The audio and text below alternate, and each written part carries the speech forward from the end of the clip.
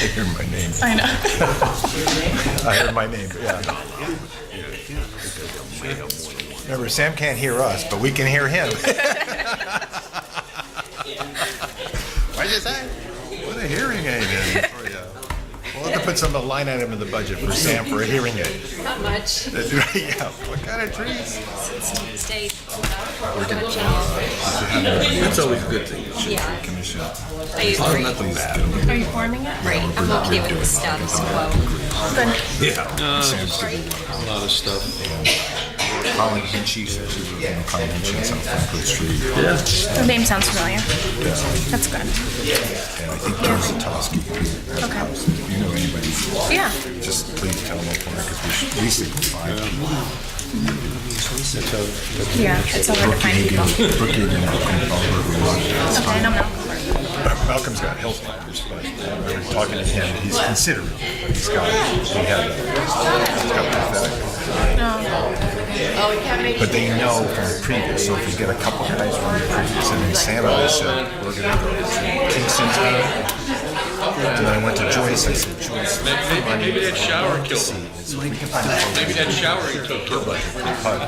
That would be low income senior citizens who can have their tree removed and replaced with the proper COVID tree. Yeah. Reschedule the proper some of these trees that are in these neighborhoods. It's like they were put there and they shouldn't be in that sort of environment. I mean, obviously, like I'm all for the trees and everything, but some of them are the right ones. You know, it's expensive to Oh, take yeah. trees down, and nobody can afford it. So if we can do whatever, she found like $100,000 in that. Yeah, anything. That's 100 trees. You know, we can find some trees donated or another line item. So Yeah, for sure. That'll be good. good. Please stand for the pledge. Pledge allegiance.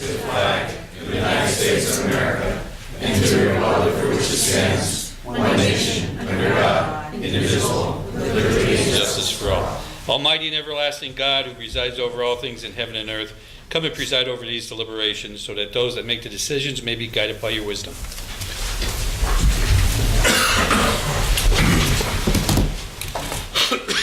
Roll call, please, Mr. Ryan.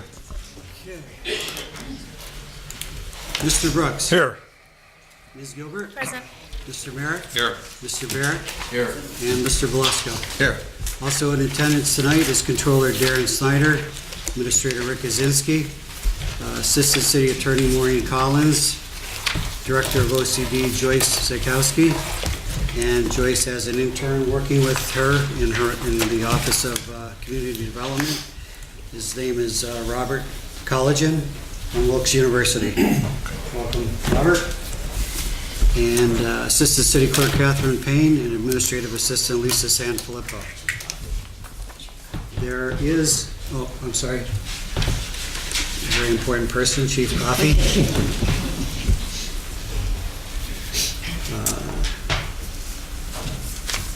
Good evening and welcome to all. Tonight's meeting is a regular session of City Council. Please turn off all cell phones. According to the First Amendment, this meeting is a limited public meeting, as all regular sessions of City Council are. The chairperson is the presiding officer of the meeting. As a City Council meeting, specific rules and procedures of council are followed. The list below are examples of important council rules. They are not intended to be a complete list. Persons addressing the council shall limit their address to 5 minutes. All remarks shall be addressed to the council as a body and not to any individual thereof. No persons are allowed to address the council from beyond the rail, except the person at the dais who has the floor. The chairperson shall preserve order and decorum, prevent attacks on personalities, or the impugning of members' motives. The chairman shall determine all points of order. No person except city officers or their representatives shall be permitted within the rail in front of the council during any meeting without the express permission of the council. Finally, in order to be heard by all here in attendance, as well as to be picked up by the microphones and recorders, when members of administration are speaking, please stand up and speak into a microphone. Council will speak into their microphones at the table. Thank you. There is one announcement for voting purposes relative to the agenda. There has been a request to vote on the enterprise fleet resolution separately from the consent agenda.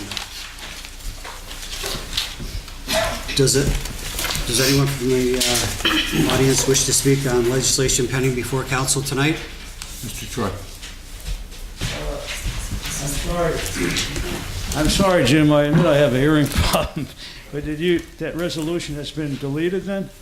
No. Oh, it's not? Just move to its own vote. It's going to be voted on separately. Ruled on Not- separately? Not with Voted the on consent separately. agenda. That's good to know. So we can comment on that resolution then. Sure. So let me just get this straight. I read a few of the details in the paper, and I'm a little wary of this, and as I think council should be wary too. Discretion and caution would be the rule of thumb here in going forward with considering this. I'm not saying, I guess Mr. Frady isn't in attendance, I was going to ask him, but this might be a good thing for the city in terms of, financial responsibility. It may end up saving the city money as it's supposed to. Mr. Gazinski has said that it would save a few $100,000. I guess he got that straight from the horse's mouth, these people from Enterprise Fleet Management. But if I were on council, but I would certainly want to ask more. I don't know what happened at the work session the other night. I don't know if these guys were grilled or not. I guess that's one reason some citizens should attend the work session, and maybe there should be a 1 or 2 minute public input session there. But you don't have the time, Ron, Mr. Ryan. Nope. Oh, I got an extra 2 minutes. I'm taking advantage of it. We're going to guesstimate. Believe me. You threw me off with your question. Mr. Why did I Chair. say anything? That's right, keep on going. This was I your could have had chance. 10 minutes. You wouldn't have known the difference. This You're was an your honest chance. man. Well, I won't keep it brief anyway. But I think that it might be a good thing. I guess that this decision, since it's a resolution, even though it's a separate issue, it only has to be voted on once, correct? It doesn't have to be approved twice. Okay, well, I would think there'd be a lot, and again, I don't know what was asked of the officials the other night, but the question in my mind is, I guess I'm a little bit of a cynic, but these guys are obviously Fleet Management. This is Enterprise. I know they're a very well-known, reputable firm, but they do. There is some profit, I'm sure, for them involved here. So the question that should be asked is: maybe you can answer this, Rich, or somebody? Have other communities followed through with this sort of thing? Why didn't it come up earlier? I mean, why didn't this come up during the Layton administration, for instance? He seemed to be, although he never succeeded, he seemed to be committed to saving the city money here and there. On paper, I'm not saying it seems like a good thing. I'm just saying to proceed without caution and discretion on this is not an advisable thing. So questions like, have other cities or municipalities or counties used this? Have they used this particular company? Is there like when you go in to lease a car, if I go in to lease a car from a dealer, right? I'm charged, I never did lease a car, I always own my cars, but they charge you not just so much a month for the lease, but you have to put so much down. So I assume there's a fee for the city to put down here, even though, because the first few years you're probably not going to lease too much, right? You're going to, unless some of the existing vehicles break down, right? This is, from what I understand, this is what this is all about. If that's the case, is there a fee involved, and how much? And can another firm perhaps compete with this enterprise to make it more competitive, more financially responsible for the city? So I'm just saying that to sum up, I think that it's not something that can be decided in one vote tonight, because you got to look down the road for the consequences of this decision. And I think that even though Mr. Frady is promoted, and he certainly is a good he certainly has held his office with a lot of conscientiousness and responsibility, and we certainly can trust his judgment to an extent. And Mr. Gazinski, I think that because the city is in such a precarious financial situation, and if there is a possibility that down the road this could end up costing the city money and not saving the city that much money as has been touted, then I think that again and I don't know if there's anybody here tonight from this company, but I think more questions deserve to be asked here. I would definitely vote to, if I were one of you 5 people in council, to put this on the back burner, to table it for tonight until some of these questions that I just put forward have been answered. That's really all I have. Thank you for the extra time. Sam, stay there. Rick, if you want to put a hold. Tuesday's work session, they presented it to us. 3 gentlemen from Enterprise. We drilled them on questions. I had a number of questions. We all talked about it to death.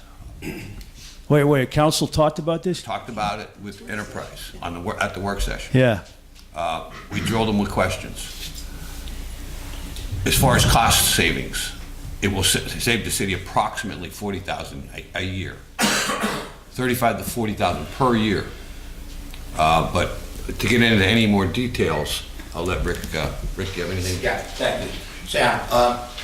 This just didn't come up now. This came up years ago, years past. Unfortunately, Enterprise was always in the picture, but they had some adjustments to make. Mr. Friday had, of course, we respect his decision. So he had some very good questions. They were all answered, as Mr. Belisco said. We had them here at the work session. They were all answered. What is the down payment, if you don't, sorry? is there a down payment that, money up front? Everything was factored in. Brett Kittrick, who was our finance director, sat down with them. Butch sat with them. As far as maintenance is concerned, everything's involved in this. PFM, who's handling things for us right now, suggests that it's a good thing. In years to come, it'll help us. Now, with that being said, I know over time it'll be a substantial savings for the city. The vehicles have to be replaced over a period of time. Our Packers are getting old. Over a period of 7 years, we'll have new Packers in. We'll have new vehicles. Not everything is going to be done at once. So all of these questions that you're thinking might have or should be asked, as Mr. Belisco said, we were all here. We asked a series of questions. We're hoping that it works. As far as maintenance goes, the maintenance right now for our fleets become astronomical, and there are times when we don't know when something's going to break down. We don't know how much it's going to be. All of that maintenance is included with Enterprise. You asked about other companies that are maybe comparable or comparable. There is not one that's as comparable as Enterprise. Enterprise right now is worldwide with this, and they handle it from soup to nuts. The important factor here was the maintenance and the fact that we'll have new vehicles over periods of time, every 5 years or every 7 years. I hope I could answer. I hope that answers it. But Just if I could just ask one more question, with this initiative, did they provide the initiative? Did they come to the city, or did which Mr. Frady approach them? Or I just wonder, in other words, where have they been all our lives? They're going to save us all this money, or the city all this money? Again, we've been looking at this for a few years. Oh, they have been looking at it. Now, you also asked about other areas. Lackawanna County is involved in working with them right now. Someone such as Lion Valley Sanitary Authority is working with them. They're working with a lot of municipalities at this point in time, and they're just growing in leaps and bounds. So, all right, thank it's you. a program now that hopefully the city will take advantage of and move forward with it. Thank you, Richard. Sam, it's also an open-end lease, so if at any time the city doesn't think, the city doesn't think the juice is worth the squeeze, we could walk away from the deal. An escape plan. There you go. That's a nice comment. Thank you. Put that in the minutes. Anyone else like to speak on pending Put that in the legislation? minutes. Hi, Jessica McClay, North Pennsylvania Ave. So on the Enterprise thing, I was here Tuesday, but I had a few questions, so sorry if I missed these answers. So the fleet is going to include the Packers, dump trucks, and the pickup trucks, or just pickup trucks that are currently being used? Rick can answer better than I, but The fleet will go from vehicles, automobiles, to pickup trucks, to Packers. Okay. As needed. So everything pretty much in the DPW? Everything. Okay. So then my next question is, they said that 11 would be replaced in the first year. So what if after 2 years we determine it's not cost effective? Do we have to purchase out those 11 vehicles?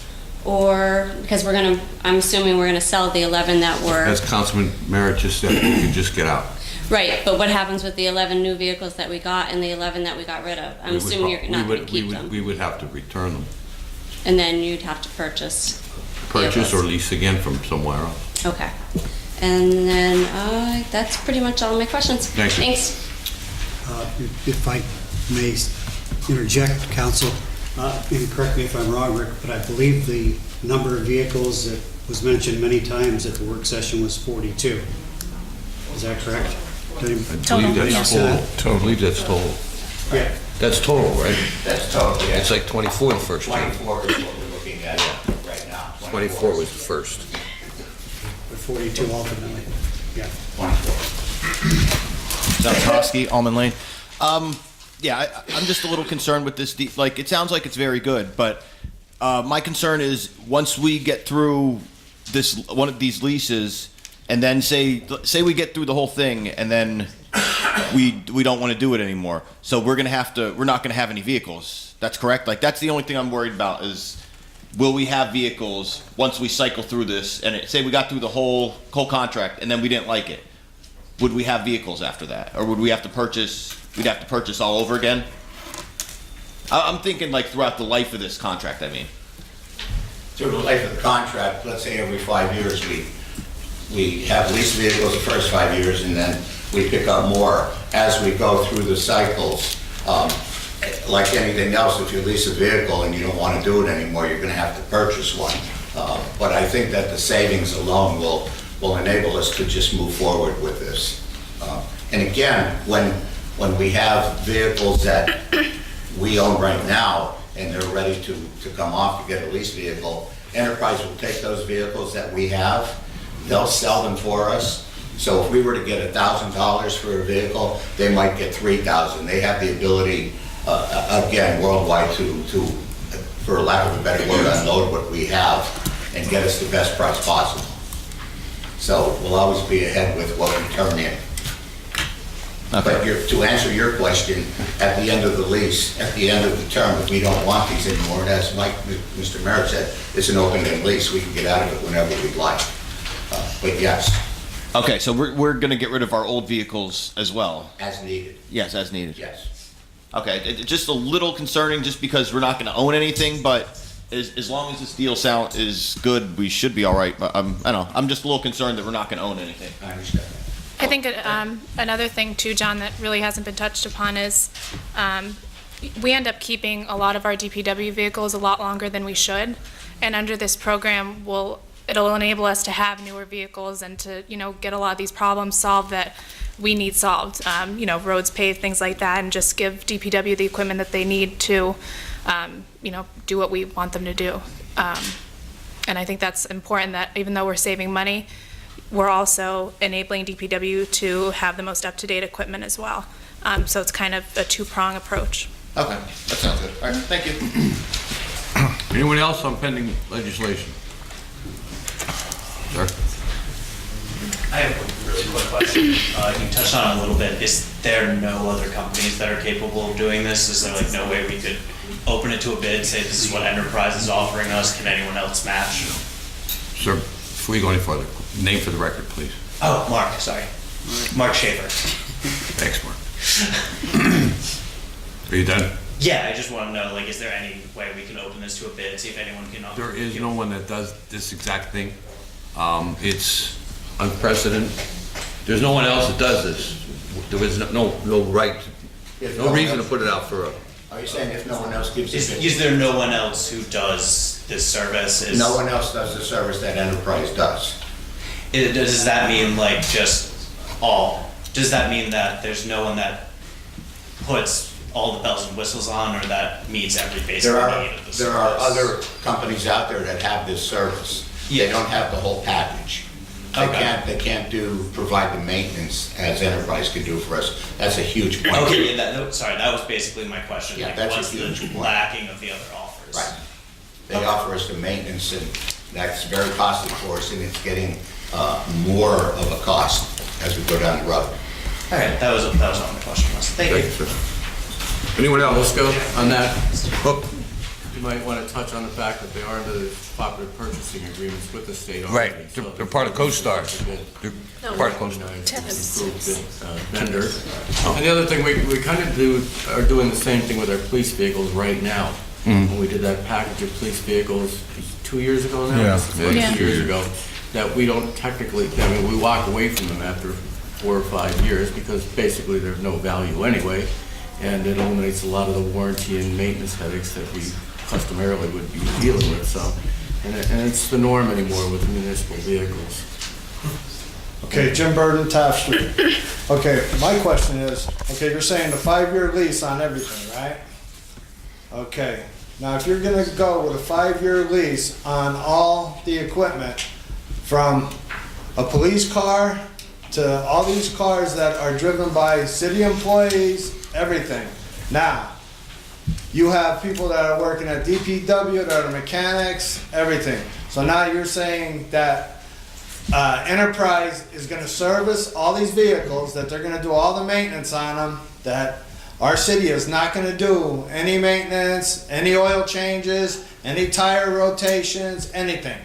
So Enterprise is gonna be lock, stock, and barrel, locked in on all the maintenance. City's not gonna touch any vehicles. That they're gonna do all the dump trucks, that Enterprise is gonna do all the dump trucks, all the garbage vehicles, all the, everything, right? That we're not gonna have any employees that are gonna touch any of these trucks because they're gonna be under warranty by Enterprise. That the city's not gonna touch anything that is under a lease contract by Enterprise. Is that true? No, but what you're saying is, are we going to do away with the maintenance department? Absolutely not. There's so much work down there, and we're not going to replace all our vehicles at once. No, I'm not saying get rid of our maintenance department. I'm saying the new vehicles coming in, I'm saying, are they gonna be solely maintenance by Enterprise? No. Because they're under a lease now. They're under a lease. So them vehicles that are under a lease, if you touch them vehicles that are under a lease, check into it. They're under a lease. If they're under a lease and if you touch them, you're doing away with that lease.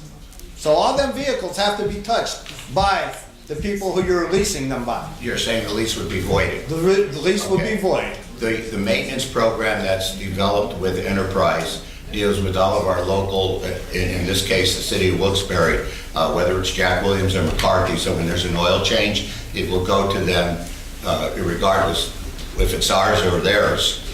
They keep everything on record. Our maintenance department can do minor repairs, but if there's an oil change or anything wrong with the vehicle that's major, it would go to a dealer. I would seriously look into that because that's a good question. We will. Yeah, because my daughter leased a vehicle from Enterprise, and she had a problem, and she had to pay deeply out of her pocket because of Enterprise. So seriously, think about it before you cross the T's and dot the I's. I would check into that about how that's going to work, because at the end of the contract, at the end of the 5 years contract, to get them vehicles off your records, you're going to have to pay. If that vehicle cost you $50,000 at the end of that lease, if you still owe $20,000, then you're going to have to pay that $20,000 to end that lease. You're talking about residual. Right. You don't get that vehicle free and clear, and you don't get out of that. Jim, that's a closed-end lease. This is an open-end lease. We could walk away anytime we want. Okay. I hope so. Thank you. I hope so, Mike. Okay, we'll check into that. We will. All right. We know other municipalities that use it in counties, so we'll check into it. Yep. Thank you. All right. Anyone else on pending legislation? Mr. Wright? Okay, we'll go into the formal voting. First is the consent agenda resolutions, motion, second, and vote. Beth? Second. And Tony? Mr. Brooks? Yes. Ms. Gilbert? Yes. Mr. Merrick? Yes. Mr. Barrett? Yes. And Mr. Beluska? Yes. Motion passes. And next is the single resolution regarding the enterprise fleet management for DPW vehicles. Motion second vote. Bill? Second. And Mike Belisco? Yes. Okay, Mr. Brooks? Yes. Ms. Gilbert? Yes. Mr. Merritt? Yes. Mr. Barrett? And Mr. Belisco? Yes. Motion passes. And those are the only two items of formal business tonight.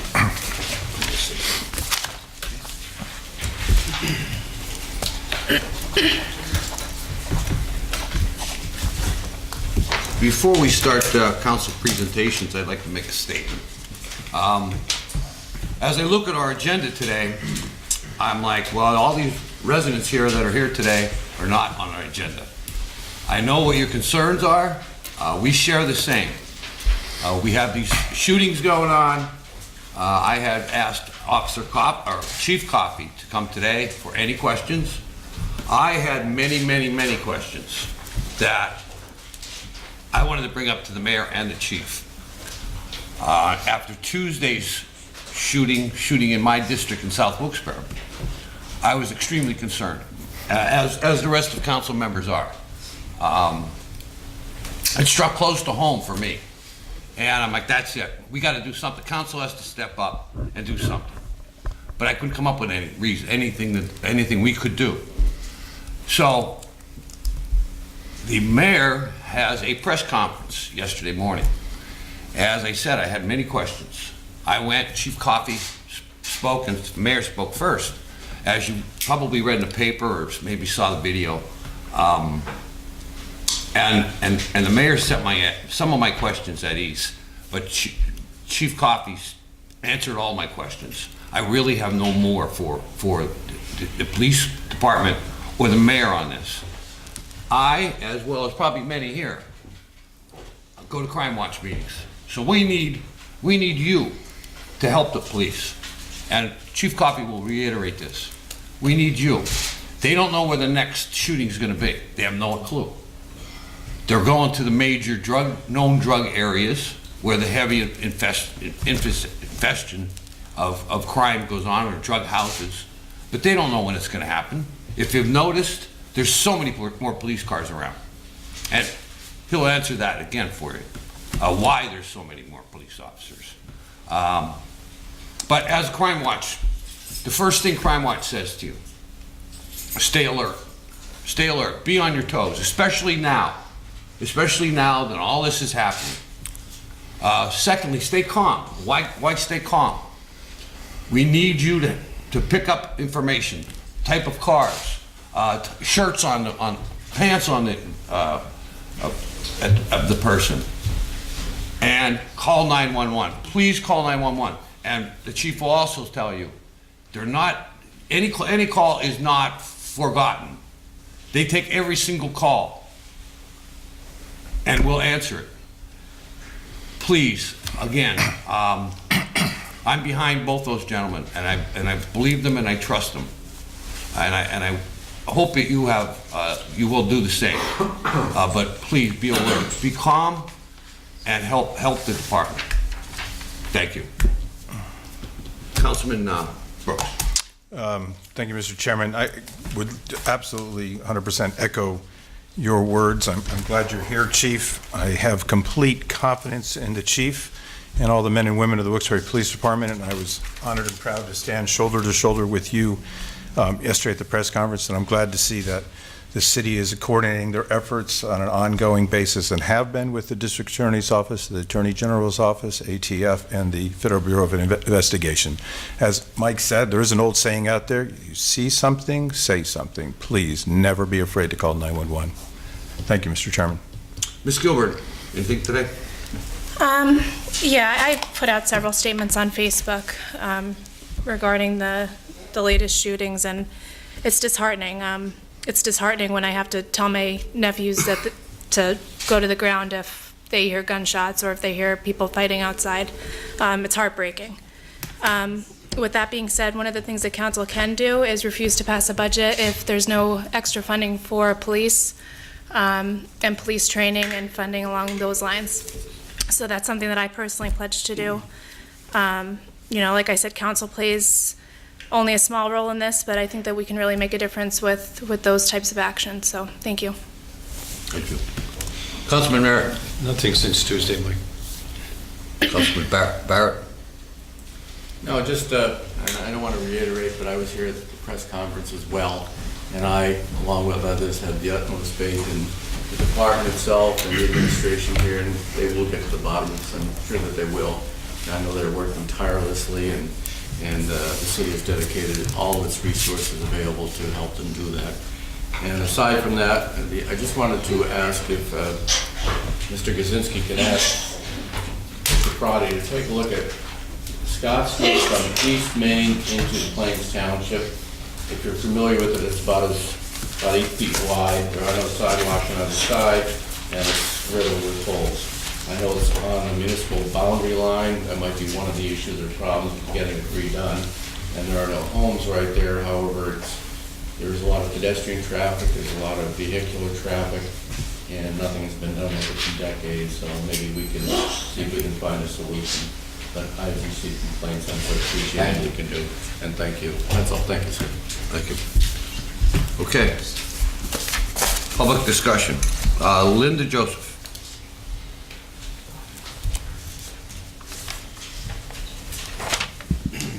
Linda Joseph. I am angry and I am scared. I am fairly sure I am not alone in those feelings after this past week or so. I have never felt fear before, getting in my car and driving anywhere throughout our city. This week, that changed for me. Will I be caught in the crossfire of gunfire on the streets of Wilkes-Barre? Never in a million years did I think this would go through my mind.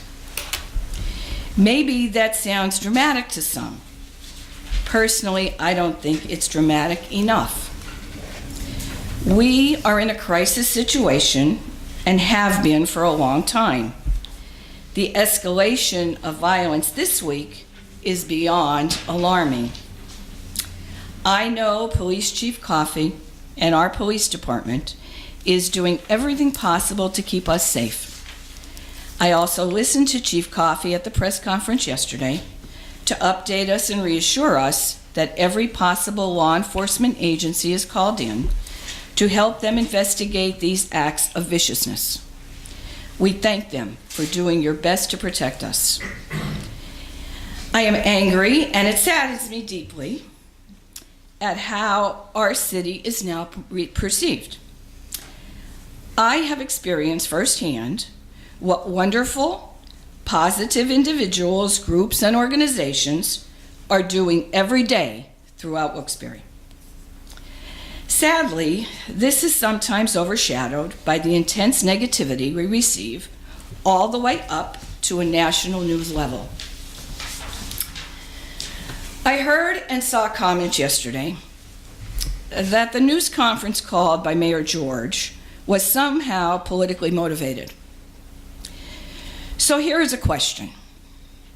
If the persons who make those claims are also in the political spotlight, doesn't that make their comments politically motivated?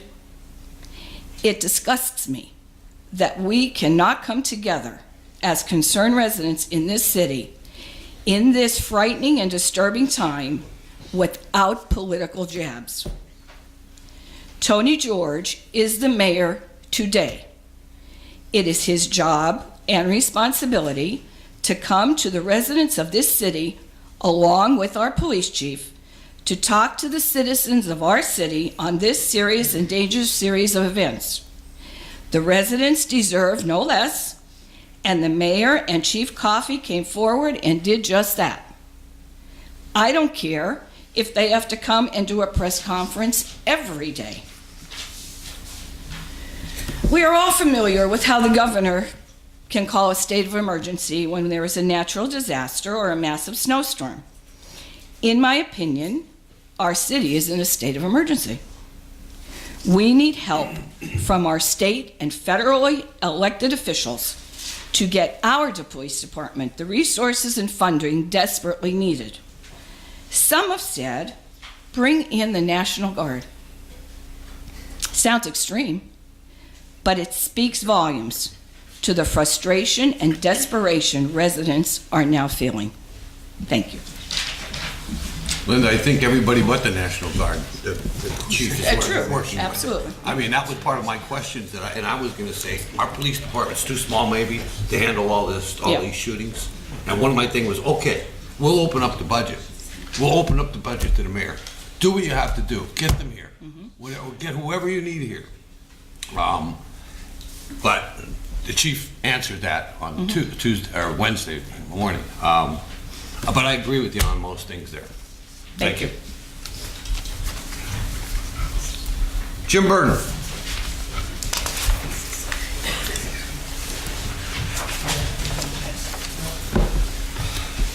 Jim Burton, Taft Street. I want to show you something. If one of you can come up here and take a look at this and pass it through, and then I'll tell you what it is. Okay? You see that red dot on the back? Yeah. On my back? I was walking my dog. Okay? And everybody thinks it's a joke. As I was walking my dog, I was shot in the back by a pellet. It's no joke. It's serious. And I live up in the Heights. Okay? I've been after everybody. I've been telling them and telling them and telling them for a long period of time about this one certain house. That you know. Okay? And that was through my jacket that I got hit. Okay? And I have a granddaughter that comes up my house. Now when I walk my dog at nighttime, when I take him out at night, I don't go alone. I take my friend with me, besides my dog. I'm afraid for my wife, for my grandchild. This is ridiculous. When I first come out of the Marine Corps, my brother lived on Dagobert Street. He lived at 38 with my nephews. I lived there with him for a month. And let me tell you something. The other day, I was down there going over to my granddaughter's house, so my daughter's, and she lives 2 blocks over. She lives on Horton Street. And when I went over there, under the trestle on Dagobert Street, yes, I know what the deal is. And they were there, underneath the bridge, 2 cars. They were staring at me when I went through there. I watched them. And it's no joke. She's 2 blocks away from there. She's 7 years old. Now, my daughter wants out of Wilkes-Barre because of this. This is getting way out of hand. I'll tell you what, my father was born and raised in Hell's Kitchen. And I was born in Boston. And now I'm looking at, hey, Hell's Kitchen's looking a hell of a lot better than Wilkes-Barre right now because you don't hear anything about that. And myself and my wife, we were joking. We were joking the other night. Hazelton's looking real nice. There's nothing going on around there. But yesterday on the news, we hear about Hazelton having a shooting at the Lucky Sports Bar up there in Hazelton. So it's not just down here now, it's going back up there. He got rid of all the trouble up in Hazelton, they moved down here, so. But, you know, you go to New York, you don't hear anything in New York anymore. We're the 4th largest, we got, in the state of Pennsylvania, we have the 4th largest population of murders in the country. Wilkes-Barre is in the top 10. Now look at our population. We need to do something about it. We need to start bringing in, getting our reserve units up, getting them on there, starting the drug task force back up again. Tell Tony George to come here and start listening to us, to listen to the people, instead of going out and starting this campaign again, because it's not working for him. He needs to be here like Tommy was when he was mayor. He needs to go over there and sit and listen to the people. Quit hiding. Come out. and see what we have to say. Because what he's doing is not working for the city. Yes, he has the chief of police here. Okay, it's the first time. Chief, it's the first time you've been hearing a lot. You're hearing what everybody has to say. Okay, today. Because of what happened yesterday. And he was out on his political trail yesterday, even though there was snow, he can still go out there on that. We need him here to listen to the people. If he doesn't want to come and listen to the people when there's a council meeting, why is he the mayor of this city of Wilkes-Barre? Tommy Layton and everyone before him came to these council meetings. Tell him to get off his ass and get here. He needs to be here. And that's all I have to say about him, because he doesn't have the guts to come here and listen to the public. He doesn't have the guts to come here and listen to the people. Why should he be mayor? Why should he be mayor? You know? And that's what I have to say. Does anybody have any comments? Mr. Bird, Yeah. first part of your thing you said about the pellet gun. Did you immediately call 911? What for? When I call 911, they tell me to hold on. Well, Or the cruisers don't come. just telling you The what I cruisers don't would come. advise you. I've been reporting the house for 15 years. 15 years I've been reporting that house, and nothing's been done. Every time I called that house, I finally got the city to come up there and put white lines for they don't park there. And then once I got the white lines painted up there, you know what they said to me? Well, we won't park there now that when he's here, we won't park there. But when he's not here, we'll park there, you know? So when I pull up, they'll take, and I beep the horn for them to get out of the way before I can pull in my driveway. They move their cars, right? So parking enforcement, or when I do call during the daytime, you know what they tell me? Call the city, that way you can call parking enforcement. Call parking enforcement, let them come up and ticket it. That's what I get told. Okay. Call parking enforcement. Anyone else have anything? Thank you. Jim, you know, Chief Coffey is aware of the house that you're referring to. It is being watched. I know it seems like it's taking forever and that nothing's being done, but I promise you. Do you want me to add up the days, Beth? I let you talk, I know, hold on. But I know it seems like it's taking forever, and it's a laborious process, and you know, and it gets frustrating. I know my parents live right up the street from you. I worry about them too. But you just have to, you know, be patient, and you have to have faith in the police department that they're doing the best that they can do, and keep doing what you're doing, keep getting plate numbers, you know, keep reporting those, whatever cars you see, things like that. I know it doesn't seem like it helps, but I promise you it does. It does. You know. It hasn't helped in 15 years. Augusta, Georgia, or Myrtle Beach is looking better every day. John Sahoski.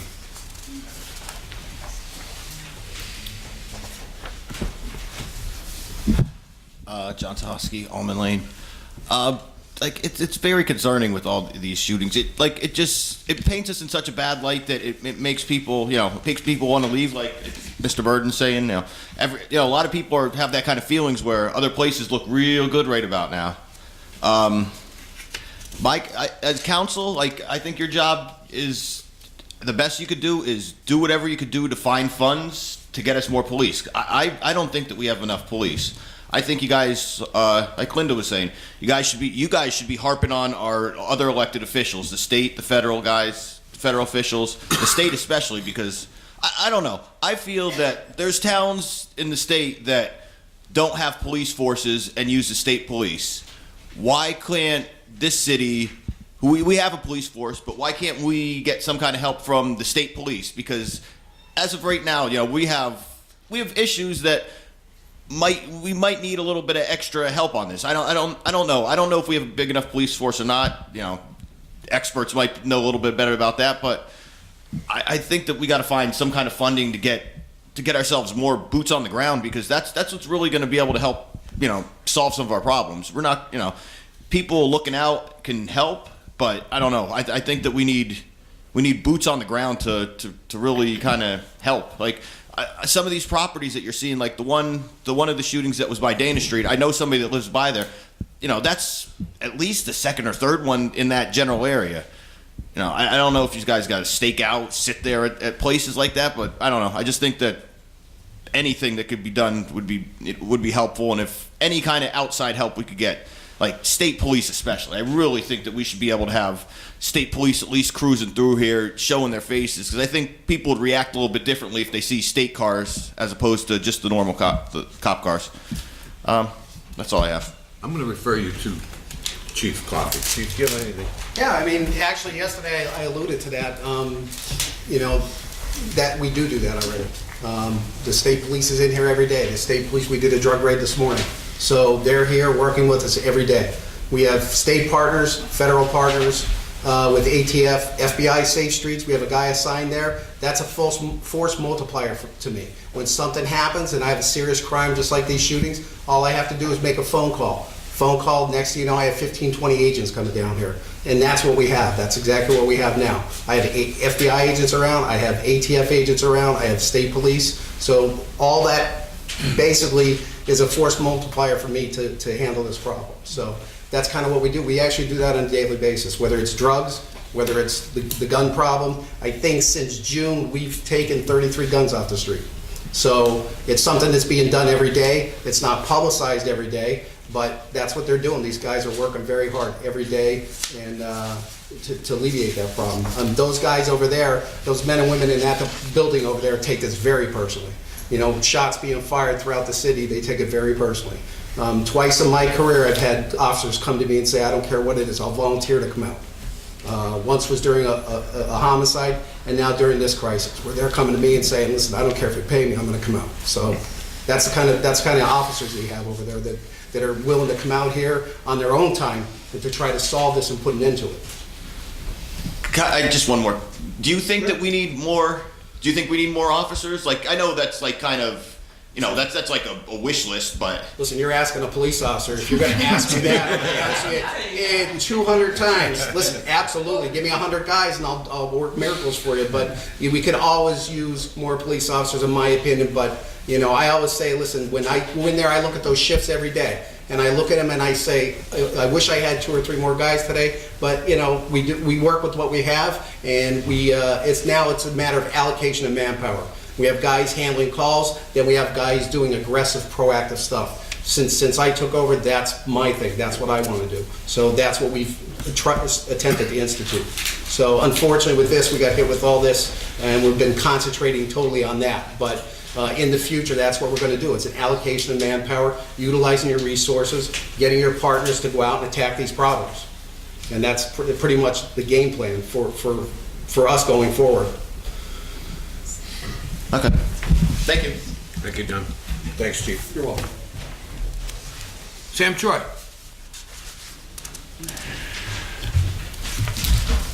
Just to put the gun issue aside for a moment, I wanted to promote, limited time I got, a program which I got a little feedback from Mr. Brooks on this, but we still have a pretty significant, even though unemployment is down pretty much, I think everybody would agree that the gap between rich and poor continues to grow, and people are still in this city struggling to make a living, in some cases to put food on the table, some cases facing foreclosure, struggling to make a living, etc. You know, maybe there's, to a certain extent, the issues of gun violence and that are somewhat related, because it seems that the more content people are financially, I think, well, at least for, maybe not gun violence, but for crime in general. I mean, we have a lot of robberies in the city, right? I don't know what the statistics are right now, but every time you look around, Turkey Hill is getting robbed one place or another. Anyway, to make a long story short, I thought that it might be, it behoove us as a city to, if there were funds available, and I don't know, is Brett here tonight? Oh, Brett, you're here. No, I'm sorry, he's not here. Okay, well, he's the go-to grants man, right?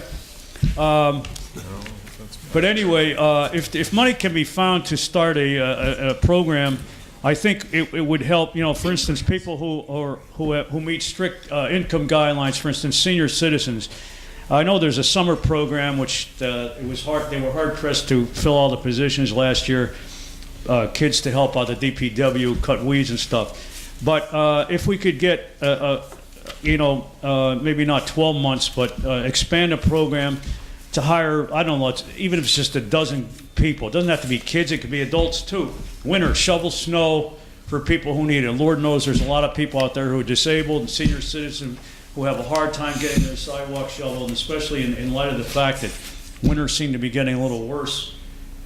Maybe we've been sort of lucky this year. Fall to rake leaves and whatever yard work might be necessary in summer to cut grass, to trim around the house and whatever. If council can make maybe a concerted effort here to work with the mayor and maybe get a few citizens involved to get something like this off the ground, I think it would be a good thing to get more employment for these people and help for people who really need the help, who meet income guidelines, as I said, and who have a hard time, accomplishing and making their properties. And wouldn't that help the city in general to make all the properties look better, more aesthetically pleasing, to have grass cut and to have snow shoveled and weeds cut and so forth, and plant flowers and shrubs and trees, whatever has to be done there, the property. All right, maybe it's a pipe tree, but somehow I think it could be made real if we put our minds to it. But since I'll have a couple minutes, I just want to touch on the gun issue. And I don't know if the officer would agree with me, but maybe it's a hard pill to swallow for some of you. I'm sure there's some people in this room right now who might have hardware on them. And it's a little scary for me, just as a citizen, to see what's happened in the last few days. I know the police are doing their best.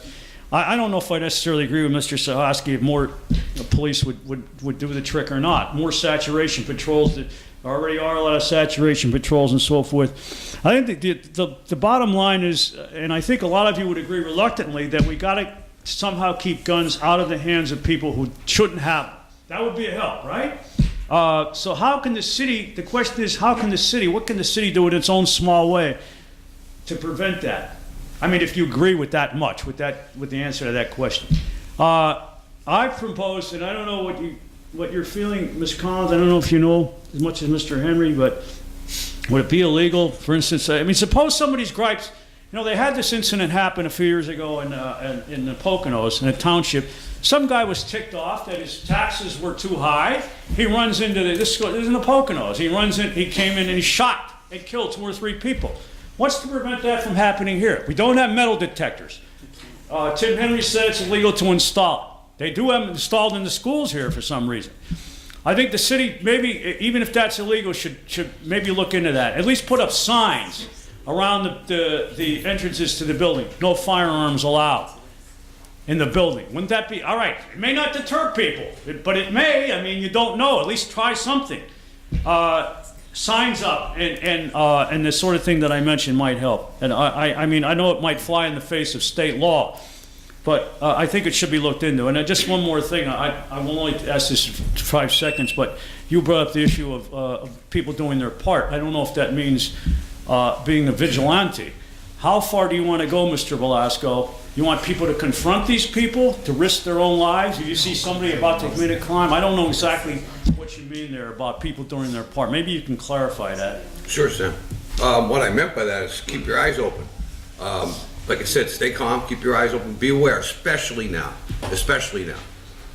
Any cars in your neighborhood that you see drive by that's not normally in your neighborhood, you know the people that drive in your streets. Be alert. Get the color of the car, if you can, the make of the car. Obviously, the plate number would be great.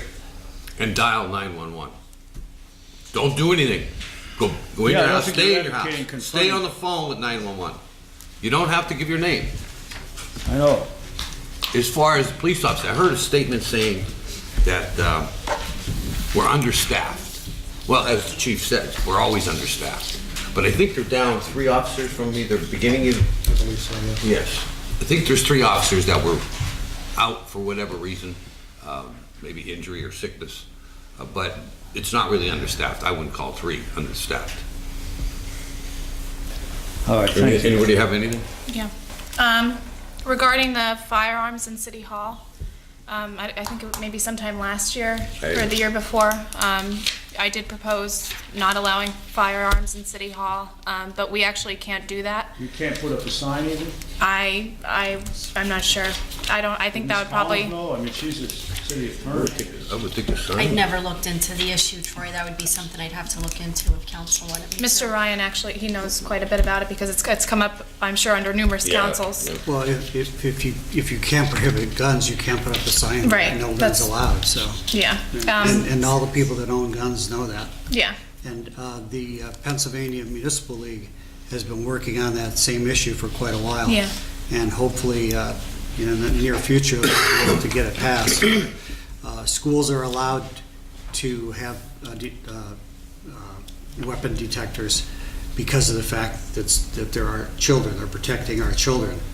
But the same protection, as of this point, the state hasn't allowed the same protection for government or municipal meetings. So it is against the law. But schools and courts. The bottom line is the city's hands are tied, basically. Yeah. We do agree with you, Sam. We do agree with you. There we go. Or school. Tony Thomas?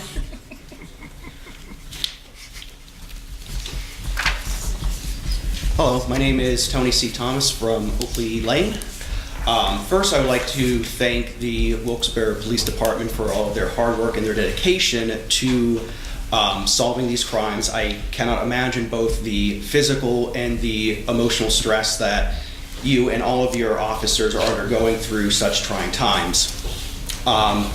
We've heard a lot tonight about dealing with crimes that have already happened. What I'm curious about is the steps that the city is taking to combat recidivism of violent crime through tactics that involve looking at crime data, scientific-based data, sociological data.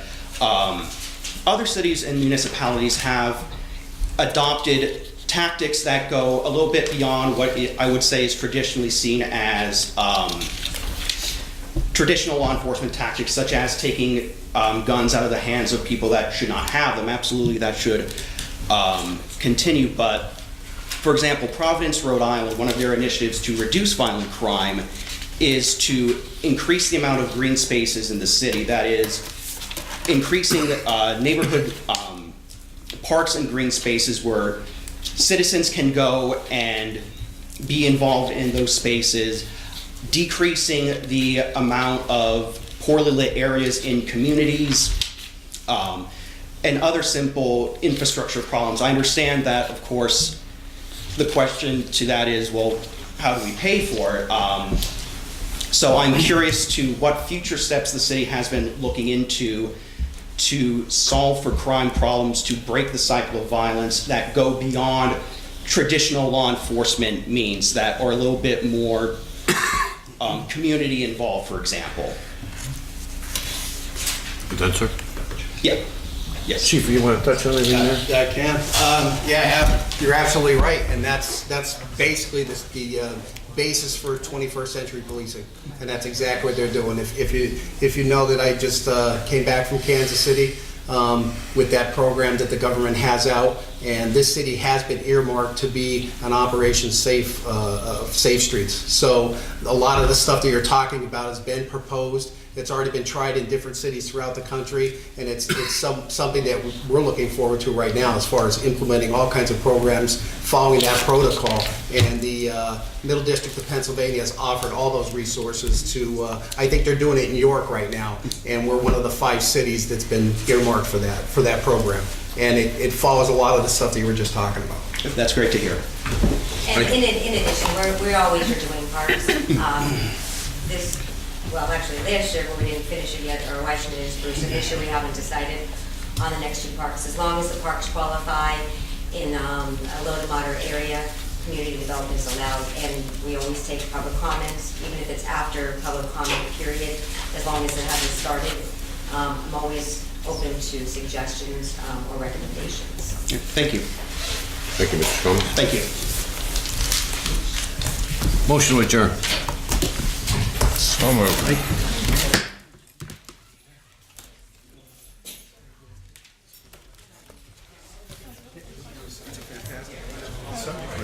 That stuff is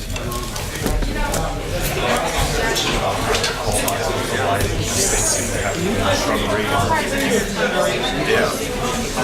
actually